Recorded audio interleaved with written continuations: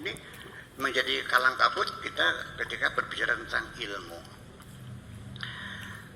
Ilmu itu isim fa'ilnya adalah alimun, singularnya, ya, doublenya itu alimani, pluralnya ulama. Tapi kita waspadai bahwa istilah ulama dalam bahasa Indonesia itu adalah memang mengadopsi dari bahasa Arab dalam bentuk jamak. Ketika di Indonesia ulama itu bukan jamak, ya, singular. Ini seorang ulama itu ulama seorang. Ya. Kemudian untuk menunjukkan jamaknya itu disebutkan singularnya dan pluralnya alim ulama. Selanjutnya ditambah lagi dengan para alim ulama. Pak, Bapak udah beli itu belum? KBB itu gimana ya? Sudah menyelesaikan masalah ini.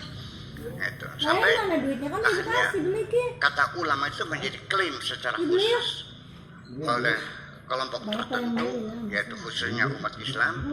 Ulama itu secara terminologi dia mempunyai batasan yang berbeda, definisinya berbeda dengan ulama ketika dinyatakan dalam bahasa Arab.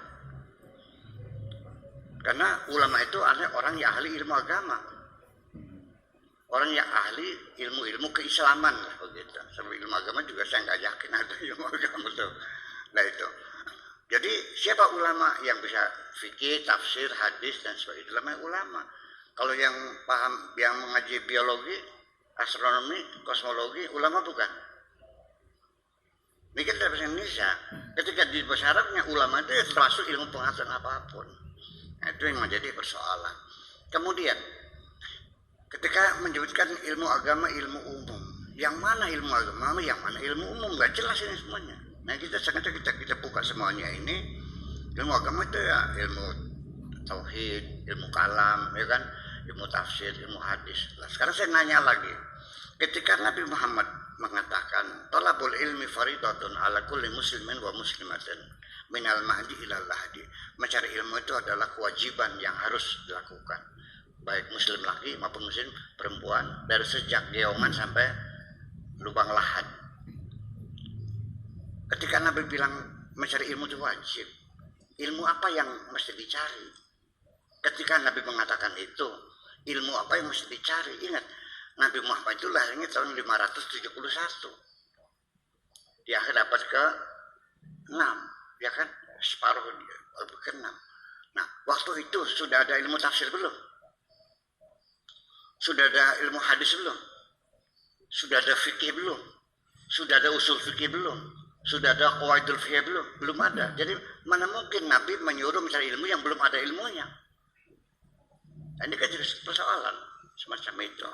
Nah itulah. Jadi sehingga ya nggak tahu siapa yang pertama kali membelah ilmu jadi ilmu agama ilmu. Ya ilmu, nggak ada agama nggak umum. Jadi ilmu mah tidak bisa diberi sifat agama. Itu kan ilmu kan suatu kajian, suatu penelitian, hasil kerja keras manusia. Ya kan begitu. Nah, jadi itulah sebabnya saya ingin menjelaskan ini sebagai satu pendahuluan. Nah, kita bisa mengerti bahwa agama Islam ini agama terakhir, yang agama langit yang terakhir diturunkan untuk membangun satu peradaban zaman-zaman akhir. Ada satu hal yang sangat istimewa sekali, bahwa ternyata Islam ini mendorong ilmu pengetahuan untuk terus dikembangkan, untuk menata kehidupan dunia ini berdasarkan keilmuan. Yang pada zaman itu ilmu pengetahuan sangat minim sekali. Kita belajar antropologi, pada zaman Nabi lahir itu apa sih yang ada? Rumah juga masih pakai tenda-tenda. Mereka juga masih nomaden, masih berpindah-pindah menggembala kambing. Ya kan, belum ada listrik, belum ada mobil, belum ada kereta, belum ada HP, belum ada. Ya, sepatu juga belum ada.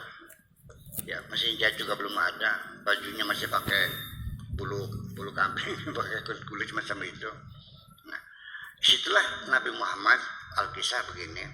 Beliau ini berpikir bagaimana menyelesaikan masalah, menghadapi masalah jahiliyah, penindasan, eksploitasi, gelom parlom, ya, isapan darah manusia, yang kuat menindas yang lemah, yang kaya memeras yang miskin, perbudakan di mana-mana, ya. Harga manusia tidak ada harganya pada waktu itu, berhala-berhala, batu-batu disembah. Nabi kan mencari solusi bagaimana caranya, lalu dia bersemedi kan di Gua Hira mencari inspirasi. Nah, ketika datang jawaban langit, ternyata yang diturunkan itu adalah surat Al-Alaq 5 ayat.